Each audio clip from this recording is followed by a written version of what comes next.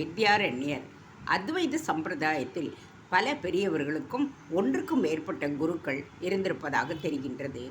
வித்யாரண்யருடைய குருவாக வித்யாதீர்த்தர், சங்கரானந்தர் என்பவர் என்று இருவர் இருந்திருக்கின்றார்கள். இந்த சங்கரானந்தரும் வித்யாதீர்த்தரின் சிஷ்யர்தான். இவருக்கும் வித்யாதீர்த்தர் மட்டுமின்றி அனந்தாத்மர் என்ற ஒரு குருவும் இருந்திருக்கிறாய் என்று வருகின்றது. மதுசூதன சரஸ்வதி சுவாமிகள் என்பவர் பரம அத்வைதி. அவர் கிருஷ்ண பரமாத்மாவிடம் பக்தி உள்ளவர். அவரே இரண்டையும் இணைத்து கொடுத்த பெரியவர் என்று தம்முடைய 3 குருமார்களுக்கும் ஸ்ரீராமர், விஸ்வேஸ்வரர், மாதவர் என்பவர்களுக்கு நமஸ்காரம் தெரிவித்திருக்கின்றார்.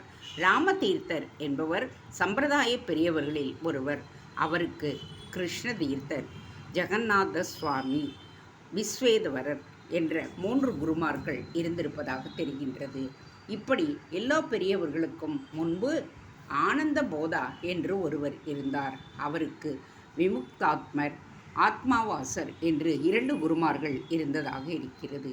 ஒருவர் முக்கிய குரு, மற்றவர் உபகுரு. ஒருவர் ஆசிரம குரு, மற்றவர் வித்யா குரு என்று இப்படி இருந்திருக்கலாம். எப்படியானாலும் ஒருவருக்கு ஒன்றுக்கும் மேற்பட்ட குருக்கள் இருப்பது தோஷமில்லை என்று ஆகின்றது.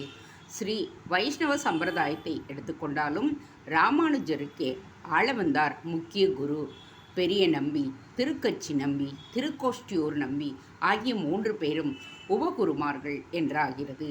எங்கேயோ குரு சிஷ்ய சமாச்சாரம்தான் என்றாலும் அதிலும்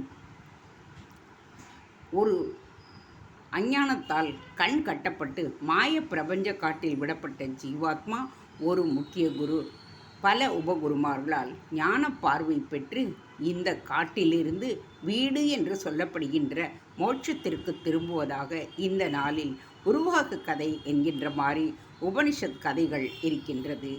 அது யாருக்கு உபதேசிக்கப்பட்டதோ அந்த சிஷ்யனே இப்படி பல குருமார்களை படைத்தவர்தான்.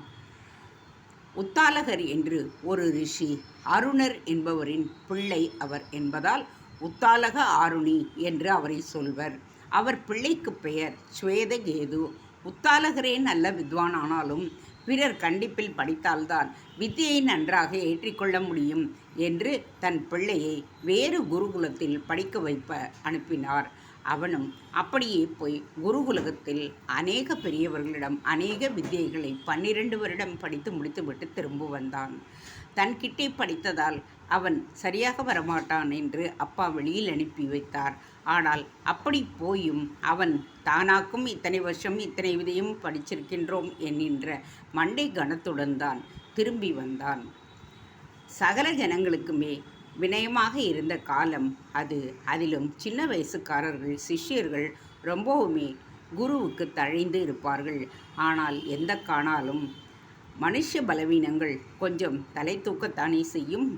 மேலும் தான் என்று படிக்க படிக்க நாம் பார்ப்பதற்கு மறுகோடியாக மேலும் பல அடக்கம் என்பதையே மறந்து குருமார்கள் சிஷ்யர்களிடம் சொல்லி சொல்லி அப்படி பழக்கிய அந்த நாளில் கூட ஸ்வேதகேது அதற்கு வித்தியாசமாக ரொம்பவும் கர்வியாக ஆகியிருக்கின்றான். பையன் என்றால் அவன் ஏன் அப்படி இருந்தான்? 12 வயதில் அப்பா வேறு குருமாரிடம் படிக்க அவனை அனுப்பினார். அவனும் 12 வருடம் படித்து முடித்துவிட்டு 24வது வயதில் திரும்பி வந்தான். அவனுடைய மண்டை கனத்தை இறக்கி அவனுக்கு புத்தி கற்பிப்பதற்கு ஏற்பாடு செய்தார் தந்தை. அந்த கதையை சொல்லும் பொழுது கதாபாத்திர ஜீவன் இவன் போலவே பல பேரிடம் கேட்டு வழி தெரிந்து கொண்டதாக அவர் கூறியிருக்கின்றார்.